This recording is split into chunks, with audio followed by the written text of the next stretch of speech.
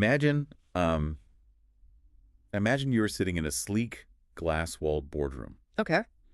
and your manager slides this really dense stack of paperwork across the table, looks you dead in the eye, Mm. and asks you to, fill out the forms. Right, the classic corporate nightmare. Exactly. But then, literally 5 minutes later, as you're just staring blankly at the paperwork, a colleague pokes their head through the door and asks if you can fill in for them at an afternoon presentation. Ah, yeah. Now, these are two seemingly identical phrases, right? You have the exact same foundational verb, to fill, combined with two different microscopic prepositions, In versus out. in versus out. Yeah. Yet that first request might swallow, I don't know, 5 hours of your life in total bureaucratic agony, Mhm. while the second simply requires you to temporarily occupy a chair. It's a profound difference in energy. It really is. So today we are tearing apart 30 of the most psychologically loaded, highly versatile phrases in the English language. We're going to examine how simply shifting our spatial geometry, moving from in to out, or, down to up, completely alters the emotional and physical reality of what we're trying to communicate to you. It's incredible how much weight those tiny words carry. Absolutely. We are diving into the absolute deepest, most advanced nuances of these constructions. So welcome to the deep dive. It's a fascinating landscape to traverse, honestly. When we look at these particular linguistic constructions, we aren't just looking at grammar. We are really looking at a taxonomy of human behavior. Oh, a taxonomy. I like that. Yeah, I mean, to truly grasp their weight, we can't simply memorize definitions from a textbook. We really must map them onto our lived reality. Right. So how are we structuring this journey today? But we're going to journey chronologically through the human experience. We'll begin with the mechanics of how we navigate our mornings and process information. The daily grind. Precisely. And then we'll observe the inevitable physical and mental toll when those daily systems overwhelm us, which forces a surrender to sleep. And then we wake up. We wake up and we wade right into the messy, highly deceptive friction of social dynamics. Oh, the interpersonal friction.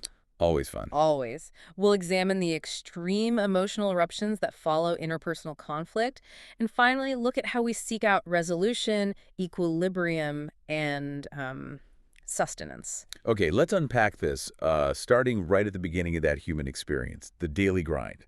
Let's do it. We wake up, we step out the front door, and immediately we're just bombarded with complex systems we have to navigate. Constantly. And I want to start exactly where my boardroom scenario left off, because I will openly admit to you and to everyone listening, I have spent a large portion of my life using fill in and fill out almost interchangeably. A lot of people do. Yeah, I've definitely told someone to fill in a form. But looking at the deep lexical nuances here, I'm realizing they are functionally entirely different beasts. Am I completely off base here? You're not entirely off base, no, because, colloquial usage often blurs the lines, but analytically, the distinction is profound. Okay, so break it down for me. It all comes down to the spatial metaphor inherent in the prepositions. Let's isolate fill in. The word in implies a pre-existing container that possesses a specific void. A void, okay. Yeah. So when you are filling something in, you are targeting a localized absence. Ah, so almost like providing a single missing puzzle piece. Precisely. That's a great analogy. Think about being at a doctor's office. When they hand you a clipboard and say, please fill in the blanks on this medical history, the document is already largely complete. Right, the structure is there. Exactly. It has a structure. It simply requires your specific, localized data, your name, your date of birth, to plug the gaps. So it's low friction. Yes. And the same logic applies to human resources. When your colleague asks you to fill in for them while they go on vacation, the corporate structure remains entirely intact. The company is the puzzle. The company is the puzzle, your colleague's absence creates a temporary void, and you are the piece inserted to maintain structural integrity until they return. That makes perfect sense. And we do this conceptually too, don't we? How so? Well, if I miss a crucial strategy meeting, I might grab a coworker in the hallway and say, hey, please fill me in on what happened yesterday. Ah, yes. I am recognizing a localized void in my own knowledge, and I'm asking them to plug that specific gap. I don't need them to recount the history of the entire company. I just need the missing piece. That's a brilliant example. You're isolating the data retrieval. Right. So how does fill out change that geometry? Well, out implies expansion toward a boundary.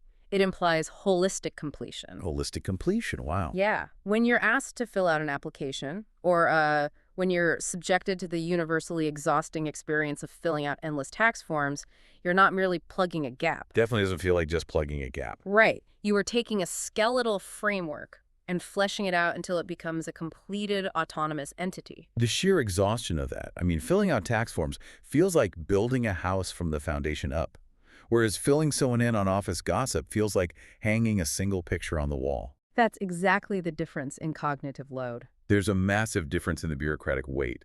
Think about the panic on an airplane.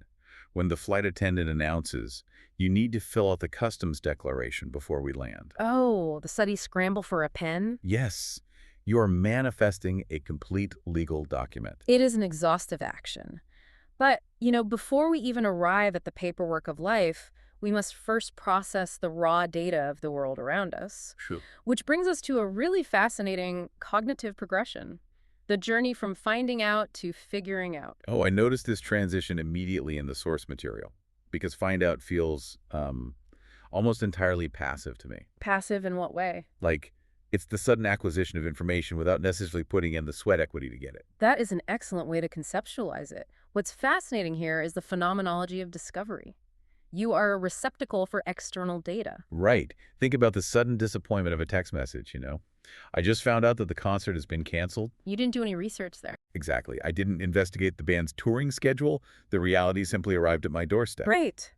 Or, a bit more mischievously, how did you find out about the secret party? The secret escaped its containment and found its way to you. It's a transmission of information. Yeah, even with basic logistical necessities, like we need to find out what time the train leaves. The timetable already exists. Yeah. The data is sitting on a server or printed on a wall. You're merely aligning your eyes with the pre-existing truth. Exactly. The truth exists independently of your effort. But now, figure out is entirely different. It's heavy. It is. This is where cognitive labor enters the equation. It demands the active application of mental effort to synthesize disparate, often confusing pieces of information into a cohesive solution. So it's building the puzzle, not just finding a piece. Exactly. Let's look at a deeply relatable modern frustration. I finally figured out how to use this new software. Oh man, the relief in the word finally there. Right, because it implies a period of profound struggle.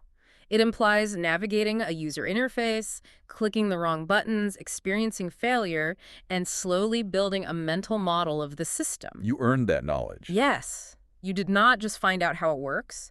You conquered it through deduction. And we apply this active troubleshooting to terrifying mechanical failures too. Like what? Well, if you're sitting in a parking lot late at night, turning the key, and the engine just clicks, and you say, I can't figure out why the car won't start. Oh, that's pure panic. That is pure active diagnostic panic. You're running through a mental checklist. Is it the battery? The alternator? Yeah. The starter? You're trying to unravel a complex physical system. And we even use it for, like, existential stressors. Yeah. We need to figure out a way to save more money. That last example is highly illustrative. Saving money is not a single piece of data you can just find out. Sadly, no. To figure it out requires auditing your entire life. It requires analyzing your grocery bills, confronting your subscription services, and making difficult, often really painful choices. It is the active architecture of a solution. But let's be honest about the darker side of this daily grind. Let's. What happens when the cognitive load becomes too heavy? When you can't figure out the new software fast enough. When you can't figure out how to balance the budget. The system starts to buckle. Yeah, we are hit with a phrase that genuinely induces a spike of cortisol just hearing it. Fall behind. It is a deeply visceral spatial metaphor. It relies on the assumption that life is a trajectory, a forward momentum shared by your peers or dictated by societal expectations. Right. To fall behind is to experience the friction of inadequacy. The anxiety of lagging. I mean, think about a time you had to actively figure out a complex system before you fell behind in your own professional life. It's terrifying. Let's look at the academic arena. If you miss too many classes, you'll fall behind the rest of the group. You can literally visualize the pack of students moving forward through the syllabus while the absent student remains stationary. The distance between them widening into a chasm. Exactly. Or the modern corporate panopticon. I've fallen behind on my emails this week. That corporate example perfectly captures the insidious nature of the phrase. You are still at your desk. You are still nominally participating in the job. They're trying. You're trying, but the unseen current of expectation has accelerated past your capacity to paddle. And it applies to literal physical velocity as well. Picture an athlete. He was leading the race, but he started to fall behind in the final lap. Right. His muscles are still firing, he's still moving. But the comparative momentum has shifted. He's losing his grip on the pace. And if that loss of grip continues, if the distance becomes insurmountable and the friction becomes too agonizing, we arrive at the ultimate cessation of participation. The nuclear option. The nuclear option of the systems we navigate, dropout. Oh, man. Because falling behind is a state of struggling movement, right? But dropping out is the termination of movement entirely. You are severing the tether. You are. It is the formal withdrawal from the system. Now, this can be framed as a strategic, perhaps even empowering cessation. Like the tech billionaires. Exactly. Take the entrepreneurial archetype. He decided to drop out of college to start his own business. Here, dropping out is not necessarily a failure. It is a rejection of one trajectory in favor of a self-determined alternative. They opted out. The individual judged the system and chose to step outside its boundaries. But it can also be a tragic forced severance. Oh, absolutely. Let's go back to that runner who was falling behind in the final lap. Eventually, biology dictates the terms.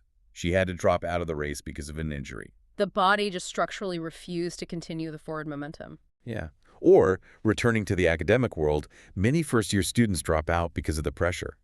That is a reflection of systemic overwhelm. The cognitive load of trying to figure out university life became too heavy, and the student just collapsed under it. It is a profound transition. And this perfectly bridges us into the next phase of the human experience. The physical toll. Yes, Yeah. because when the human animal faces that kind of immense sustained pressure, when the cognitive dissonance of trying not to fall behind reaches a critical mass, that stress invariably seeks a physical outlet. Always. The body absorbs the anxiety of the mind. The body always keeps the score. I mean, when our mental systems are overwhelmed, our biological systems are left entirely vulnerable. Right. And the English language captures this transition from abstract stress to physical reality with brutal precision. Let's examine come down with and cramp up. Two very different physical experiences. Sherry, I want to dissect come down with first because it is such a uniquely oppressive way to describe the onset of a minor illness. It is heavy, isn't it? The spatial direction down immediately signals a lowering of vitality, a submission to gravity. You don't rise to a cold? No, you do not rise to an illness. You succumb to it. And the preposition with her implies a forced companionship. The pathogen is now residing alongside you. It feels like a heavy, wet blanket being slowly lowered over your shoulders. That's very evocative, yes. You hear it in the anticipatory dread of someone feeling that first tickle in their throat. I think I'm coming down with a cold. My throat is really sore. They aren't fully sick yet. No, but they feel the shadow of the illness descending, or the collective misery of an open-plan office. Half the office has come down with the flu this week. A wave of sickness. It sweeps through the environment, pulling everyone down into a lower state of energy. And then there's the acute awareness of our own fragility when the stakes are high. You know, I hope I don't come down with anything before my vacation. You're pleading with your biology. You really are. You're pleading with it not to drag you down just as you're about to escape. Now, contrast that slow, systemic, almost melancholic invasion with the violent rebellion of cramp up. Oh, I hate cramping up. If coming down with a virus is a slow surrender, cramping up is an acute, localized mutiny of your physical form. The visceral suddenness of a cramp. It is terrifying. My legs started to cramp up during the last mile of the marathon. We talked earlier about the runner falling behind and then dropping out. Well, this is the physiological mechanism of that failure. The muscle fibers literally seize, violently contracting and refusing to elongate. Your body builds a physiological wall against your ambition. Yes. The particle up here is crucial. It does not mean ascension. Rather, it denotes an intensification, a gathering of tension to an unbearable threshold. It is a tightening up. And it doesn't just happen during extreme exertion either. It could be a consequence of simple neglect. Like if you don't drink enough water, your muscles might cramp up. The chemistry of your body misfiring. Exactly. And then there's the absolute worst iteration, the nocturnal ambush. Oh, no. I woke up in the middle of the night because my calf cramped up. That is agonizing. There's nothing quite like the panic of being violently yanked from a deep sleep because your leg has decided to fold itself in half.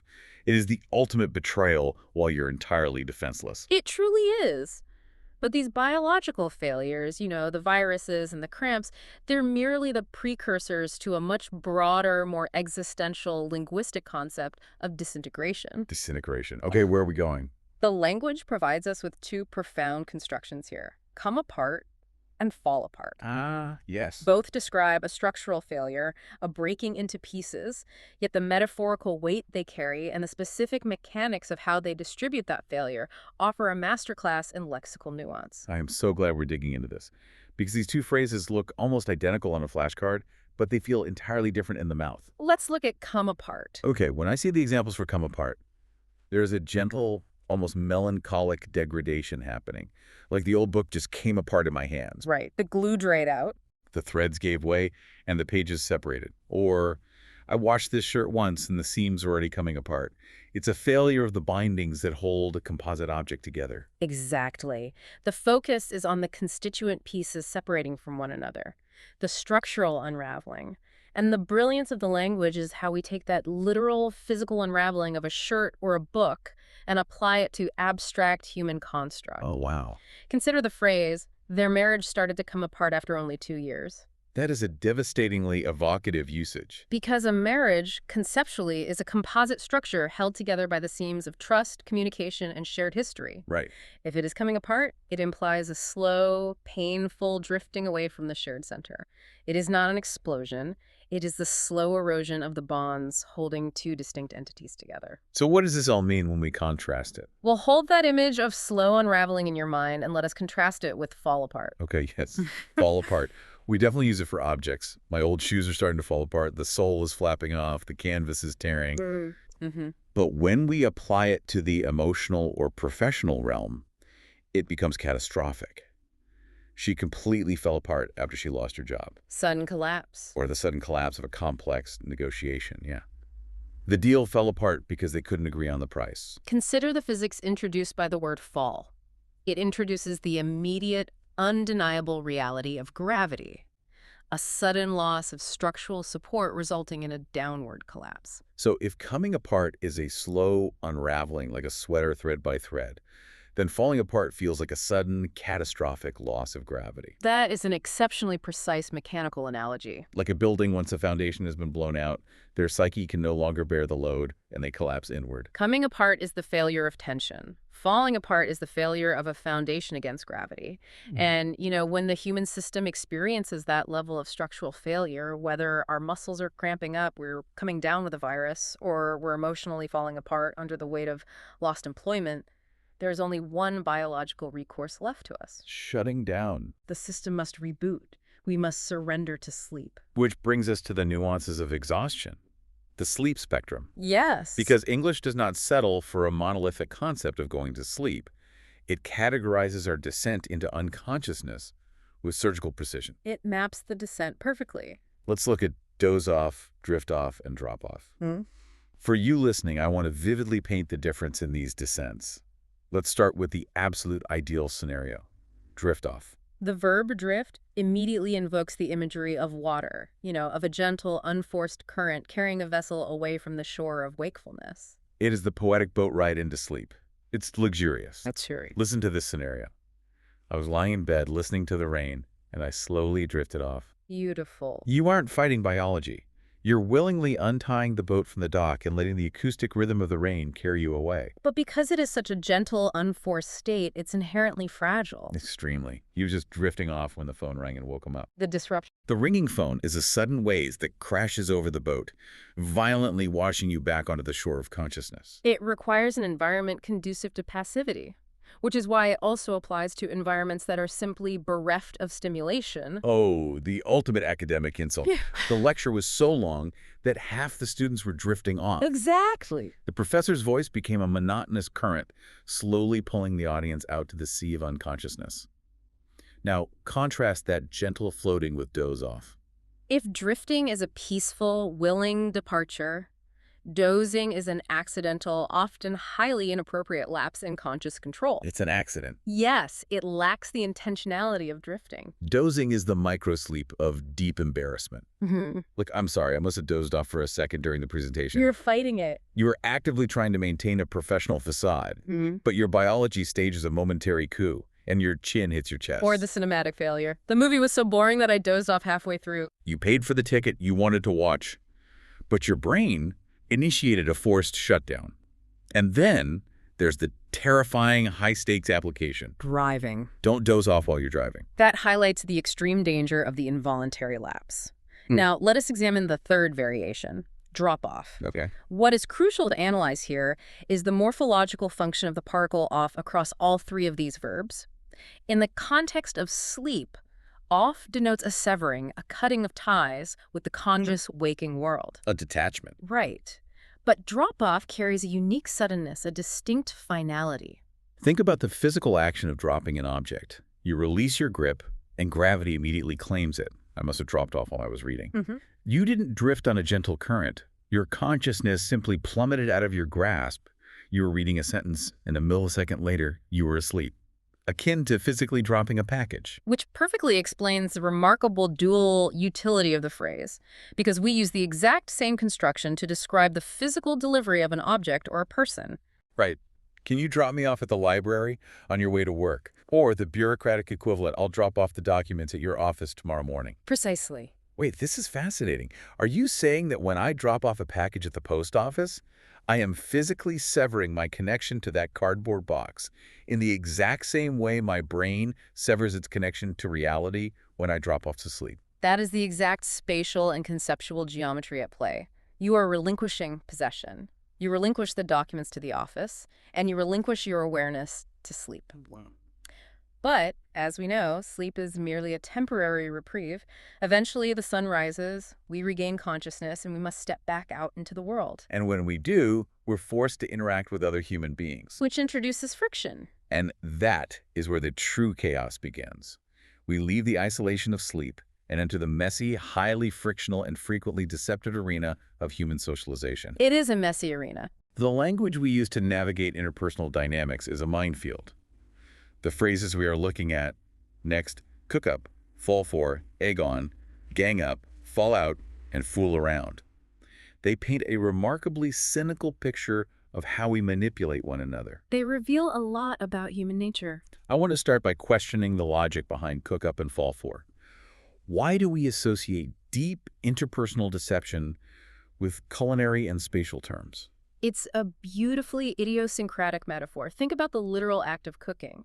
It requires taking raw, disparate, often unappetizing ingredients and applying heat and effort to transform them into something entirely new. Something palatable. Something palatable that another person will willingly consume. So you are making the lie consumable for the victim. The alchemy of deception. Exactly. I mean, there is the literal wholesome usage, of course. Yeah. She managed to cook up a delicious meal using only what was in the fridge. Right, literal ingredients. You're being resourceful.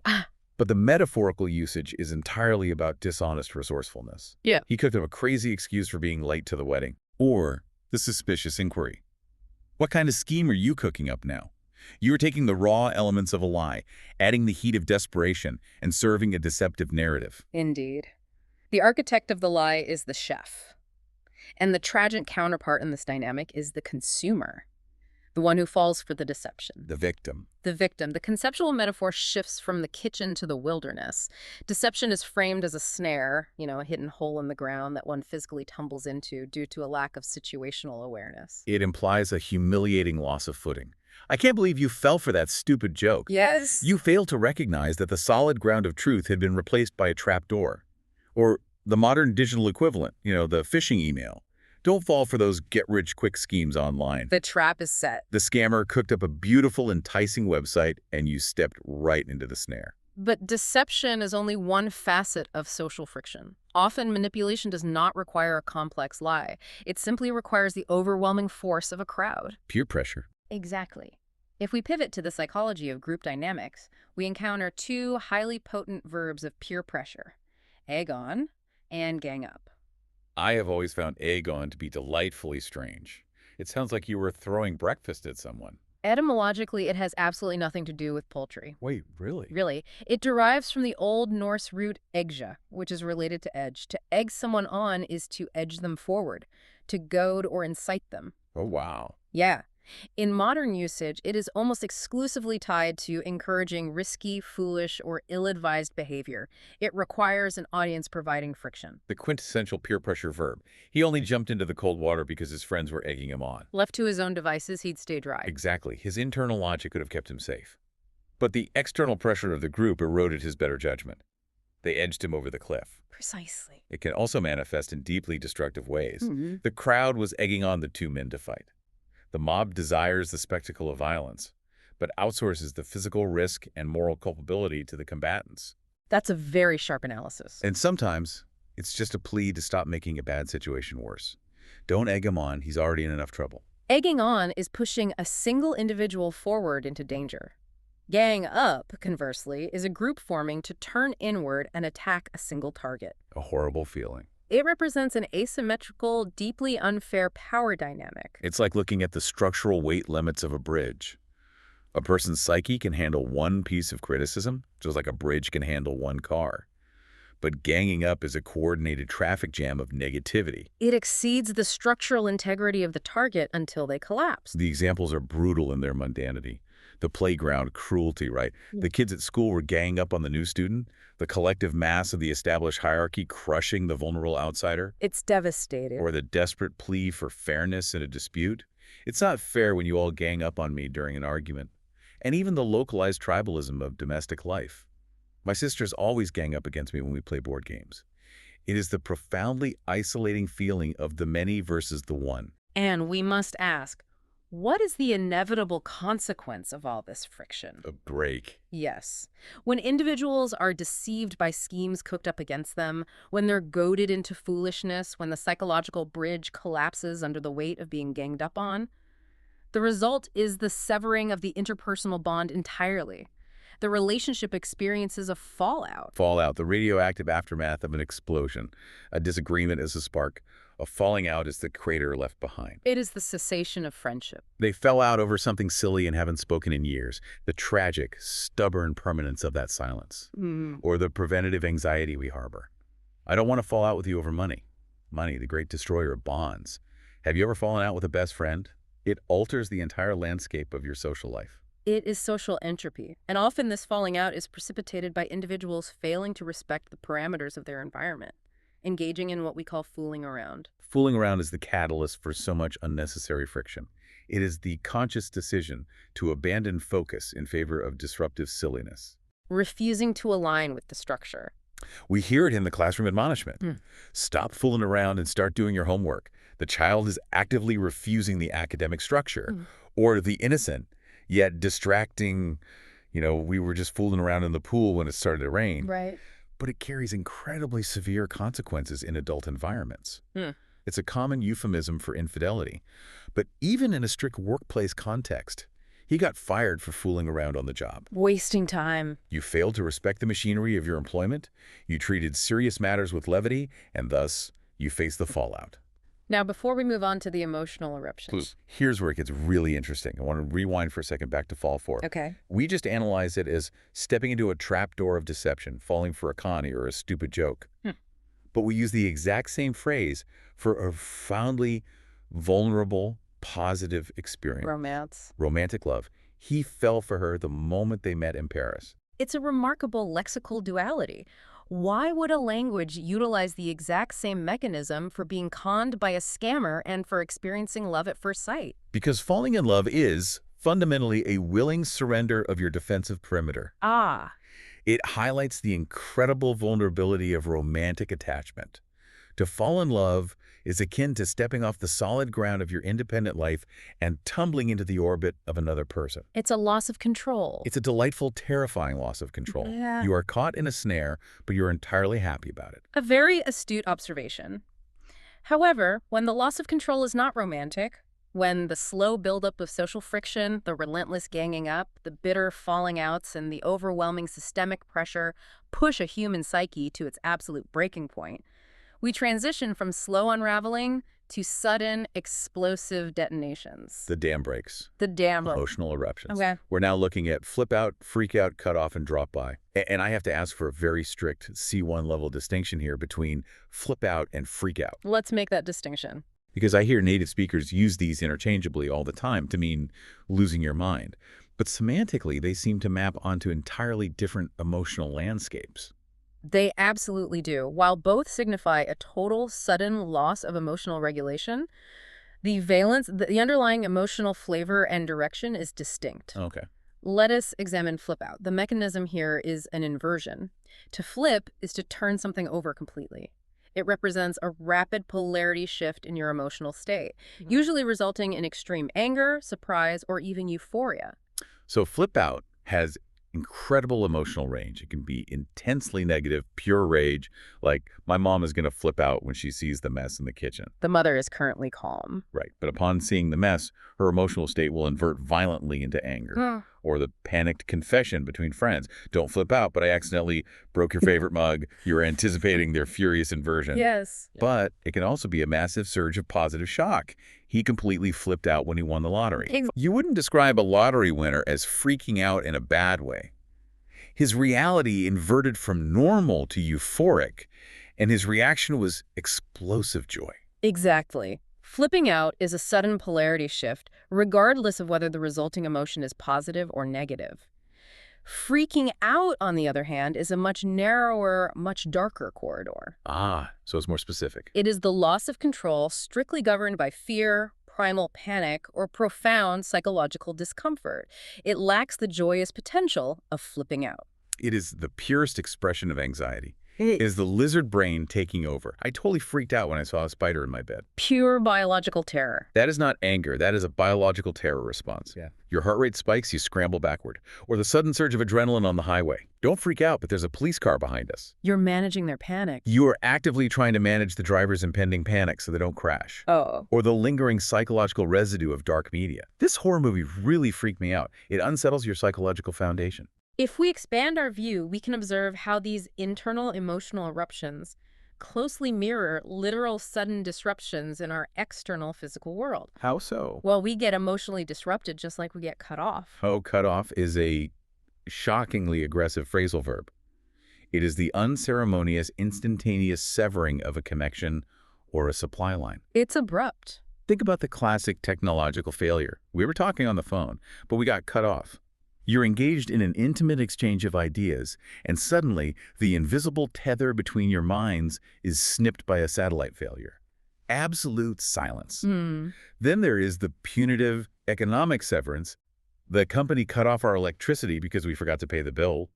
The system is physically punishing you for falling behind, plunging your house into darkness. And perhaps the most universally infuriating, adrenaline-inducing example is the spatial violation in transit. Oh, driving. That driver just cut me off without using his signal. Which almost guarantees the victim will immediately flip out. Ex- It's an abrupt, incredibly dangerous interruption of your forward momentum, forcing you to slam on the brakes and react to chaos you didn't create.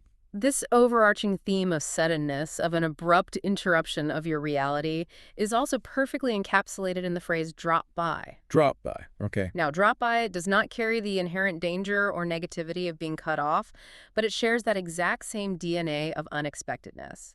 It is an informal, unscheduled insertion into someone else's geographic and temporal reality. The lack of an appointment is the defining feature here. Drop by relies on a presumed level of intimacy or casualness. It can be a warm invitation. Why don't you drop by my house after work for a drink? Open-ended. You are extending an open, unstructured window of time. Or the serendipitous excuse for sudden socialization. I was in the neighborhood, so I decided to drop by and say hello. Bypassing the schedule. You are weaponizing your geographic proximity to bypass the normal rules of scheduling. And the ultimate gesture of hospitality, feel free to drop by anytime you're in town. It removes the barrier of the calendar entirely. But we must recognize a fundamental biological truth here. Living in a constant, perpetual state of sudden disruptions of people dropping by unexpectedly, getting cut off in traffic, freaking out over spiders, and flipping out over messes is psychologically unsustainable. Totally unsustainable. The human nervous system cannot reside perpetually in chaos. It naturally, inevitably seeks out equilibrium, reliability, and comfort. The final act. This leads us to our final act. resolution and sustenance. The great exhale. Ugh. After the storm of the daily grind, the physical breakdowns, and the social friction, we desperately need our environment to clear up, we need the oppressive pressure to ease up, and we need the resistant people around us to come around. Verbs of healing. These are the verbs of healing and stabilization. Let's start with clear up.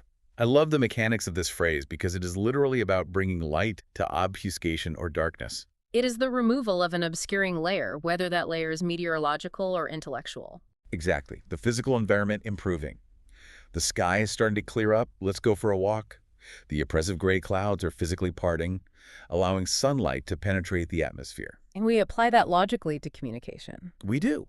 We apply that exact same meteorological logic to human communication. I think we need a meeting to clear up this misunderstanding about the budget. The fog of confusion. The misunderstanding is a thick fog that is preventing the team from moving forward. It took me an hour to clear up the confusion caused by that email.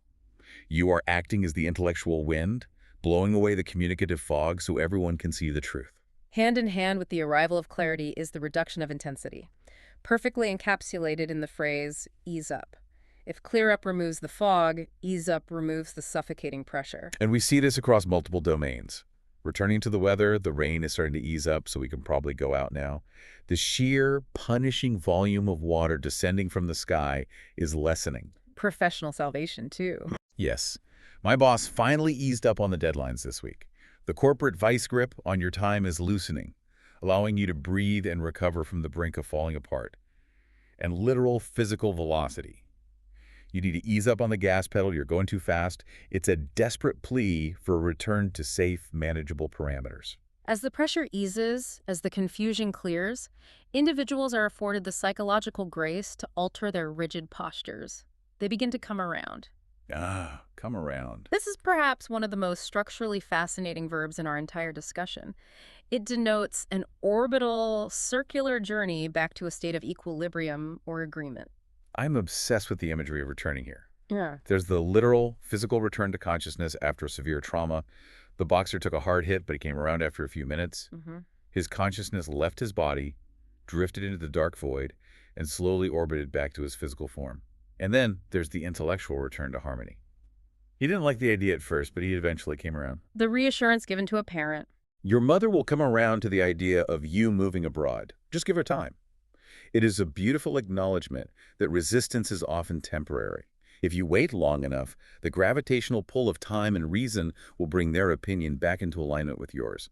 If we connect this to the bigger picture, if we synthesize this entire journey, what are we truly seeking when we want the weather to clear up, the boss to ease up, and our families to come around? Stability. We are seeking an architecture of stability. We are trying to construct a reality that we can count on. Reliability. The ultimate antidote to chaos. We desperately need pillars in our life that will not come apart or fall apart under pressure. You can always count on me if you need help. A deep pledge. That is the deepest pledge of interpersonal stability one human can offer another. We even project this need for reliability onto the natural world. I'm counting on this rain to stop so we can play football. We're trying to bargain with the sky. But we also receive harsh doses of reality. We do. Don't count on a promotion this year. The company is struggling. A stark reminder that not all systems are robust enough to bear the weight of our expectations. Yet within this rigid search for stability, the language also allows for the beauty of serendipity. While we crave things we can count on, we also find immense unpredictable value in what we come across. It is the delightful, meandering inverse of actively figuring something out. Come across implies a chance intersection between your path and something of value. Exactly. I came across some old photos while I was cleaning the attic. You weren't actively hunting for nostalgia, time and space, simply yielded them to you. Have you ever come across such a strange situation before? It frames life as an unpredictable landscape. And it also applies to the projection of human personality. He comes across as a very confident person, but is actually quite shy. The persona he broadcasts into the room is what you chance upon when you first interact with him, before you figure out the truth beneath. Finally, as we reach a state of resolution, having survived the day, the human animal seeks literal physical sustenance to replenish the vast amounts of energy burned through all of this existential navigation. We arrive, at last, at eat out, and dig in. The ultimate reward. Eat out is the glorious surrender of domestic responsibility.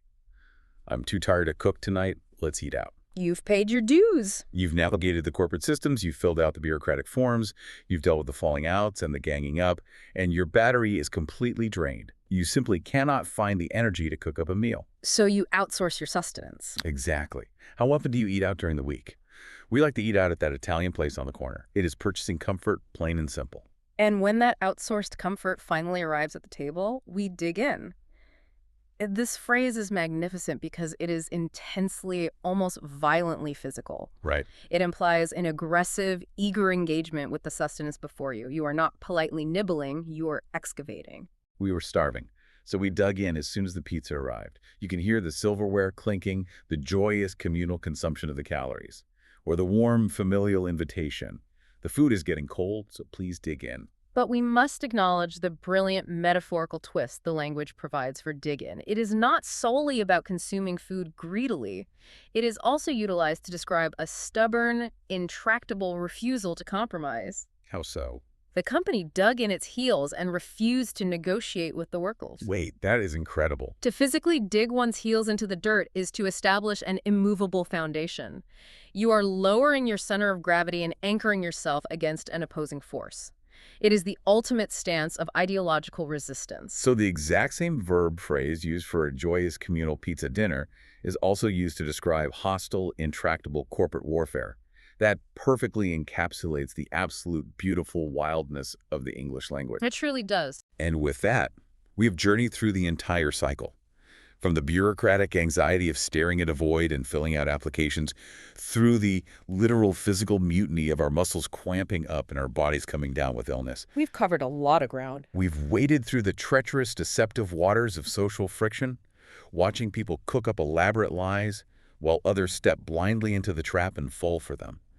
We've witnessed the breaking point, those explosive moments where the polarity shifts and we flip out or succumb to primal panic and freak out. But we survived.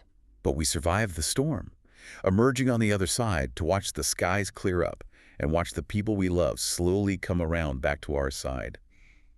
For you listening, I hope this deep dive serves as a powerful reminder. Achieving mastery over this language is not about memorizing a sterile list of definitions on a flashcard. It is about deeply understanding the vibrating emotional and physical resonance behind these phrases. It's about feeling the difference between the slow tragedy of a relationship coming apart and the sudden, devastating collapse of a life falling apart. I completely agree. And I would like to leave you with one final thought to mull over as you go about your week. As you listen to conversations or consume media, pay close attention to the spatial metaphors embedded in these tiny prepositions. The geometry. Yes. Notice how often the word up signifies an intense gathering of tension, a completion, or a sudden, elevated onset. Think of the pressure building when you clear up, cramp up, gang up, or cook up. It is a localized elevation of energy. Fascinating. Conversely, notice how the word out so frequently signifies an expansion to the boundary, a separation, an exhaustion, or a sudden severing from the system. Drop out, fall out, figure out, freak out. The English language uses the literal geometry of physical space up, down, in, out to meticulously map out the invisible, complex landscape of human emotion. I challenge you to start paying attention to the geometry of your own conversations. The geometry of human emotion. What an incredible lens to view our daily interactions through. Thank you so much for joining us on this deep dive. We will catch you on the next one. Goodbye, and keep exploring.